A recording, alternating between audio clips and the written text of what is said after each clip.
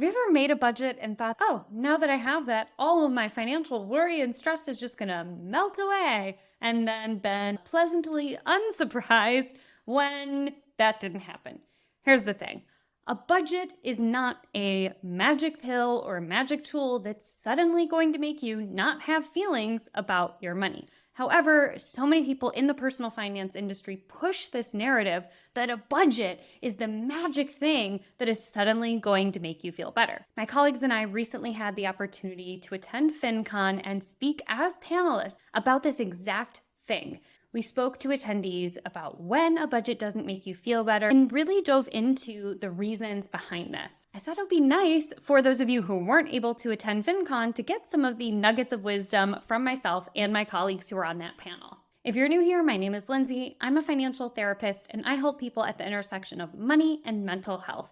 I do this through speaking, teaching, and training to help enhance existing financial literacy education by helping people understand and focus on the emotional side of money. This year's FinCon was in New Orleans, and I had the opportunity to sit alongside some of my colleagues while being moderated by a renowned storyteller. Meredith Adams of Cactus Girl Media was our moderator and facilitator, and other folks who joined me on the panel as financial therapists were Rachel Duncan of the Money Healing Club, Asia Evans of Asia Evans Counseling and forthcoming book, But I Only Ordered Water, and Ed Combs of Healthy Love and Money. Note, while Ed Combs is a certified financial therapist and certified financial planner, he focuses on therapy-informed financial planning. So he's got a foot in both worlds, but right now his focus is on the financial planning piece. I will link Meredith, Asia, Rachel, and Ed's information in the description box. So if you are curious about their work and want to learn more, you can get in contact with them there. So anyway, the four of us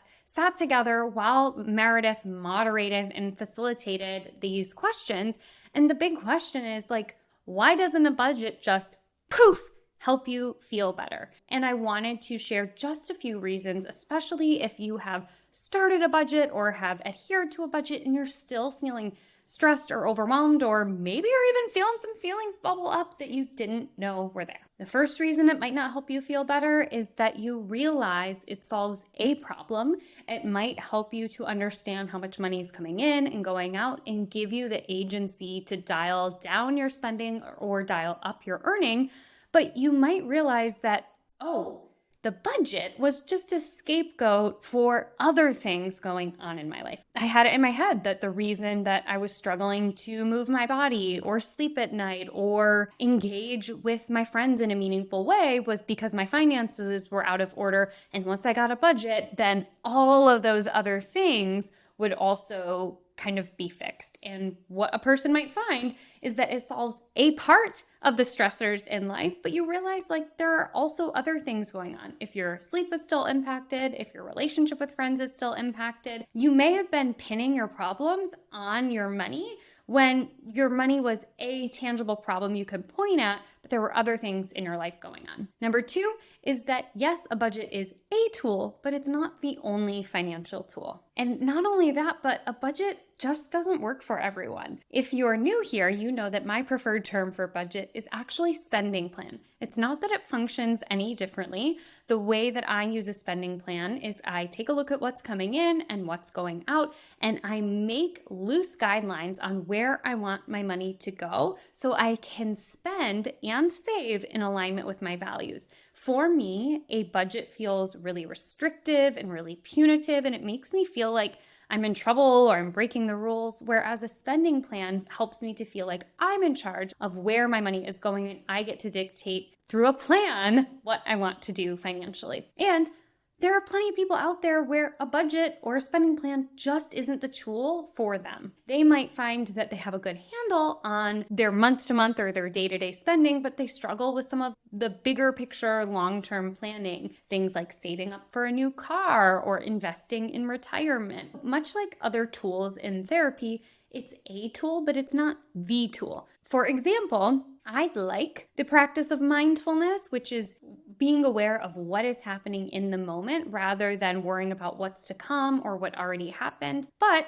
it's not a go-to tool that I use for every single time that I'm stressed out. It's just a tool I have in my toolkit that might help depending on what's going on. Similarly, a budget is a tool when it comes to dealing with our money, but it's not the only tool. Number 3, it might not help you feel better if you quote unquote fail at it or if you don't do it right. There's a lot of pressure to do things one specific way in so many areas of our life, but in particular with money, there are these rigid rules such as the 50-30-20 or the 80-20 in the world of personal finance that you have to adhere to in order to be good at budgeting, but it doesn't take into account things like the cost of living, the high cost of inflation, your unique needs. For a lot of budgets to work, they're separated into things that you need and things that you want. And when we use somebody else's rules to dictate what is a need and what is a want, it might make us feel like we're somehow doing it wrong. For example, a personal finance expert might say a massage is a want. It's not a need. It's frivolous spending.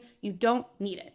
But if I'm a person who experiences chronic pain, I might actually need that massage in order to get through my activities of daily living and to be able to move through my world with a level of pain that I can actually tolerate. And if I'm adhering to somebody else's rule that says that a massage is a want and not a need, and I pull that massage from my spending plan or from my budget, I might feel like I'm doing a good job at budgeting, but I might physically be paying the price because I'm not investing in taking care of my physical well-being in the way that I need to. The other reason that you might feel like a failure when it comes to the budgeting is that life happens and budgets are very black and white.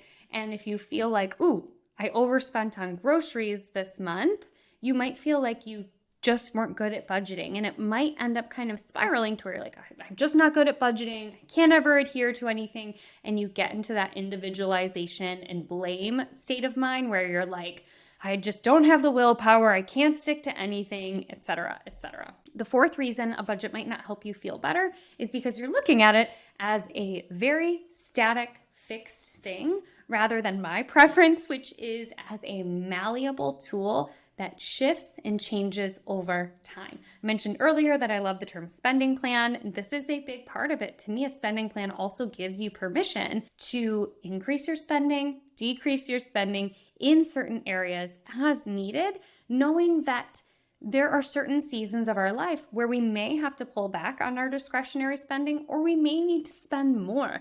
And if we get into a habit of sticking to a budget for 2 months or 3 months, and then something changes in our life circumstance, and we by default have to change the way that we were spending, we might feel like we're failing at budgeting when in reality, we just haven't given ourselves permission to flex that budget with our needs. The fifth reason a budget might not make you feel better is that it only works if you have enough money coming in. There is no way that you can save or cut back your way to financial well-being. There is a myth in the world of personal finance that if you just stopped spending money on lattes and sneakers and TVs, then you would have plenty of money to go around. But we know that that just isn't true. And in the United States, I think we sometimes don't really take a critical look at the money that we earn and the cost of living in our country. I've talked about it before and I will probably talk about it again, but we have such a thin social safety net and we have such an emphasis in our country on the importance of bootstrapping and hard work, but we forget that even if you work full time with a job that pays minimum wage, you're still going to be struggling financially. So this idea that so many old school personal finance experts say that is just cut back. If you have a job, you'll be able to make ends meet, just isn't true. There is an organization that I adore called Living Wage, where they crunch data every single year, countywide and statewide across the United States, that shows how much minimum wage is compared to what a living wage is. The way that they define it is as such, quote, the living wage calculation is the hourly rate that an individual in a household must earn to support his or herself and their family. The assumption is that the sole provider is working full time, unquote. The minimum wage does not shift Whether you are single or partnered, whether you have kids or not, it's the same number across the board. But what this calculator does is take a look at how much minimum wage is compared to what an adult would need to survive and pay for all of their needs versus what two working adults would need to survive versus working adults with kids. Like, they have all of these differentials. So there's a big difference between the living wage and the minimum wage. I pulled up my state where I live in Michigan just to get a sense of the living wage compared to minimum wage, and it's pretty shocking. At the time of this recording, the minimum wage is $10.10. For an adult with 0 children in Michigan, you would need to earn $16.27 per hour just to make ends meet. So this idea that we can just save our way out of poverty is a lie. Even if you have a budget, that isn't going to make a difference if you're working a minimum wage job. Now let's say you're an adult and you have 1 child, the living wage shoots up to $36.81.